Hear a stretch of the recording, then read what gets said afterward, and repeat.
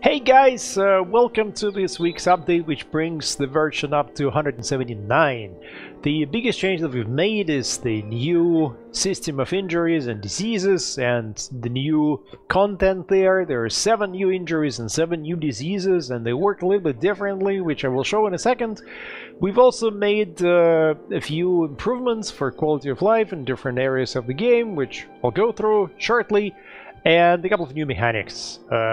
Mostly a lot of stuff that we've been working on this week hasn't been finished yet, so I have high hopes for the coming 2 updates when we finally will put things together into the shippable format. So let's jump into the game and I will show you the first thing. Whenever you now go against a stronger opponent, and stronger opponent here you can see a tooltip that describes the rules. Stronger opponent is the opposing party that has more members than your party. So in this case I'm not going to score it. It's 3 against 3. But if it would be 3 against 2 or 4 against 3, then I would score it. So if I deliver this, then each of my party members gets Euphoria for 5 days. And Euphoria gives you plus 2 courage, plus 2 endurance, and plus 1 memory. So it's a pretty handy thing when you are victorious against a larger party. Let me just wrap up this this encounter, and we'll get to the diseases shortly. Whom I should hit? Probably him. And then I'm going to use some alchemy here.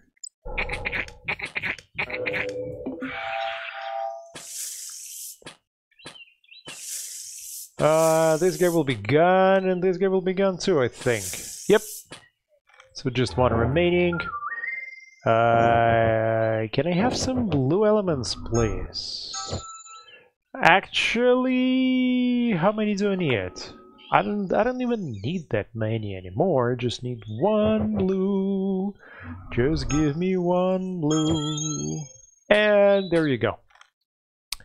The second thing... Oh, I also hit inspired mechanic. That's very nice. The second thing that we added, in addition to the victory bell, here you see it. The second thing that we've added is the different formula for converting damage and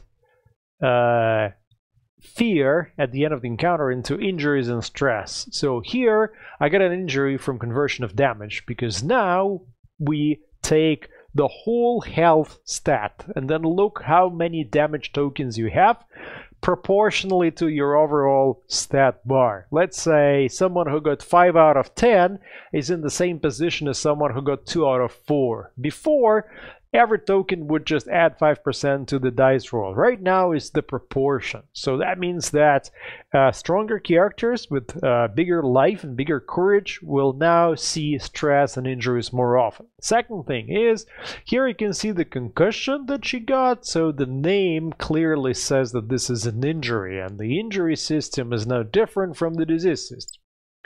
Let's go into the detail here.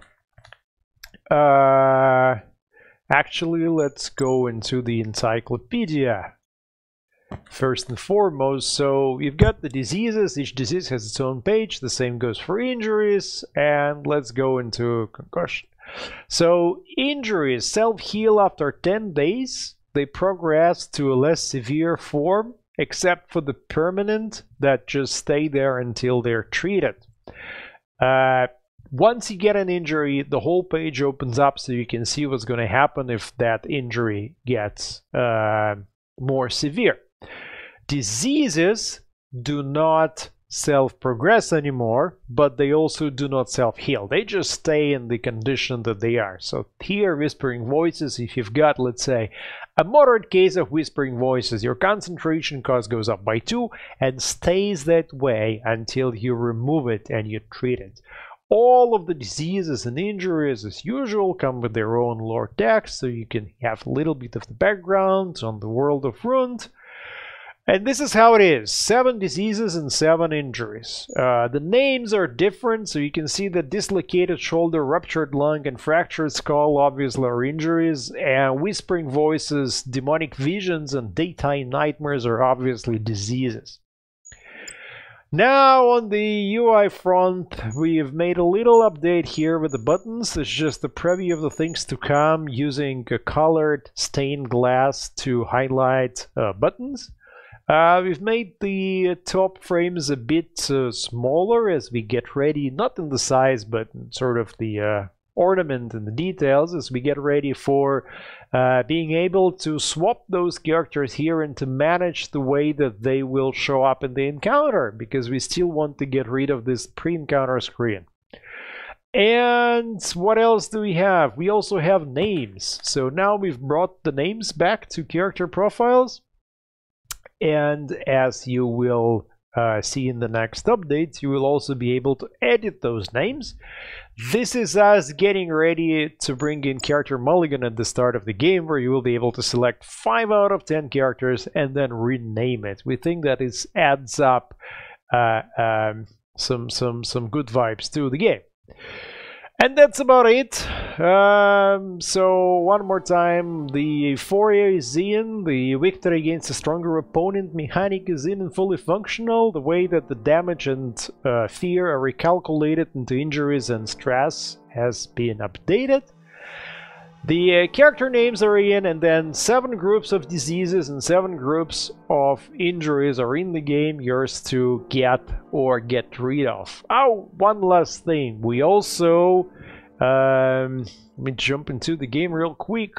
We also made one item no longer is craftable, which is the Last Wish of the Departed. It's a pretty cool item. It removes all the fatigue, poison, and infection.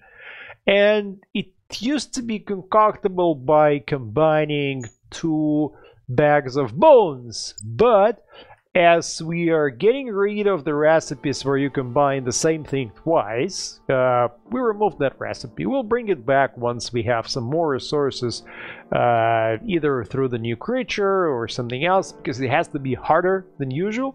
But for the moment, it's not concoctable, so the only way of getting it is to go and loot the barrows. I'll be back next week with more news and another update. In the meantime, we wish you all the best and see you later.